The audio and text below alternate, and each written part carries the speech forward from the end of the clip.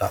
अच्छा जी, अब हमारे पास ये लास्ट जो है इसमें कुछ टर्म्स हैं, कुछ एक्सचेंज के नाम हैं, कुछ बैंक्स के नाम हैं, कुछ ऑर्गेनाइजेशन के नाम हैं जिसे हमें पता होना चाहिए, क्योंकि जब भी हम कोई आर्टिकल या स्पीकर्स या कोई स्पीच वगैरह सुनेंगे तो हम ये वर्ड्स, क्योंकि वहाँ पे वो बैंक ऑफ इंग्लैंड का जिक्र नहीं करेंगे, वो कहेंगे BOE।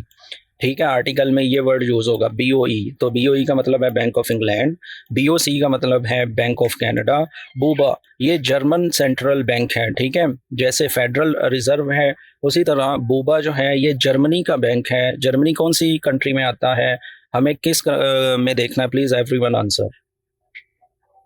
सर यूरोप में आते हैं। यूरोप में आएगा सर। हाँ जी, यूरो करेंसी में जर्मनी का ये सेंट्रल बैंक है बूबा। बूबा या जो भी है आप देख लीजिएगा इसकी प्रोनाउंसिएशन, लेकिन ये आपको याद रखना है। डेक्स जो है ये पाकिस्तान की जैसे स्टॉक एक्सचेंज है। DAX, अगर आप कहीं पे आर्टिकल में या कोई बंदा कमेंट्स दे रहा है DAX करके, तो आपको ये पता होना चाहिए कि ये जर्मन स्टॉक एक्सचेंज है। ठीक है, अब ये एक वर्ड है, इसको केबल कहा जाता है। ठीक है, केबल का मतलब जो है मैंने कई दफ़ा, एक दो दफ़ा बताया, कोई बताएगा क्या मतलब है? वैसे नज़र आ रहा है यार, मैं ही बता देता हूँ। ठीक है, केबल ये पेयर को कहा जाता है GBP वर्सेस USD। वैसे मैंने कई बार बताया, कोई बंदा बताएगा कि इसे क्यों केबल कहा जाता है?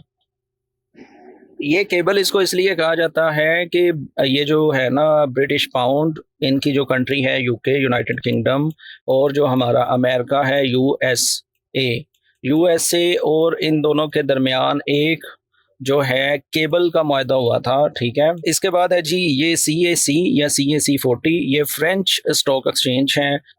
अच्छा जी, कैश मार्केट जिसे CMP कहा जाता है। CMP अगर आप किसी आर्टिकल में एनालिसिस में पढ़ें तो आपको पता होना चाहिए ये करंट मार्केट प्राइस है। इसको ठीक है, ये करंट मार्केट प्राइस है, इसको CMP कहा जाता है।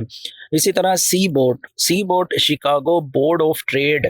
ठीक है, इसका पूरा जो एब्रीवेशन सी बोर्ड का बनता है, ये दुनिया की सबसे पुरानी फ्यूचर और ऑप्शन की एक्सचेंज थी।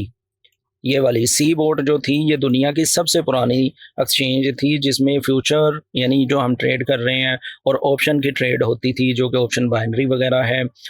तो उसके बाद जो कि अभी CME के नाम से जानी जाती है, ये इसमें क्या उसे बोलते हैं, मर्ज हो गई थी। CME वेब साइट पे हम कई बार विजिट कर चुके हैं, जो कि जहाँ पे हम फेड वॉच टूल देखते हैं, जहाँ पे हम ओपन इंटरेस्ट वगैरह देखते हैं, ये वही CME है, जिसका पूरा एब्रीवेशन है शिकागो मर्केंटाइल एक्सचेंज। ठीक है, ये जो पुराना नाम है ये मर्ज होके CME हो चुका है, जिसको आज हम करंट देख रहे हैं।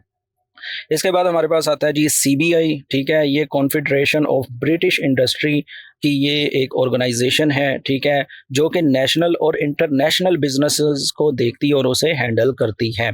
ये कुछ टर्म्स थी, ये मैं आप लोगों से कर दूंगा।